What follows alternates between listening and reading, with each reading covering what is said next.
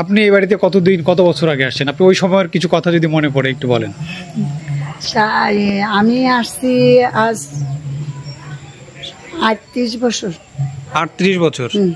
তখন এই বাড়িটা কেমন ছিল? খুব ভালো ছিল, তখন জাঁকজমক ছিল।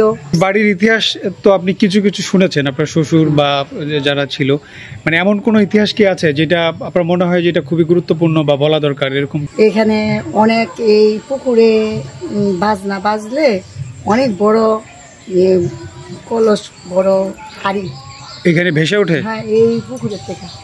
আমি পুকুরটা দেখলাম, এটা কি আসলে সত্যি? হ্যাঁ, আপনি নিজের চোখে দেখেছেন? নিজের চোখে দেখছি, এবং অনেক মানে ঢেউয়ে অনেক উপরে জল উঠে গেছিল। কিসের জন্য? এই যে পূজার ঢাকের বাজনা শুনলে এরকম হয়। এটা সর্বশেষ কতদিন আগে আপনি দেখেছেন? এই তো 16 বছর, আমার বড় মেয়ে বিয়ে তখন। এরপরে আর এরকম হয়নি? তারপরে আমারে বলছে হাড়িটা নেওয়ার জন্য, আমি আনি নাই। স্বপ্নে বলছে? কি এই ঘটনাটা একটু বলেন তো। আমার বলছে হাড়িটা নেওয়ার জন্য, আমি বললাম যে না।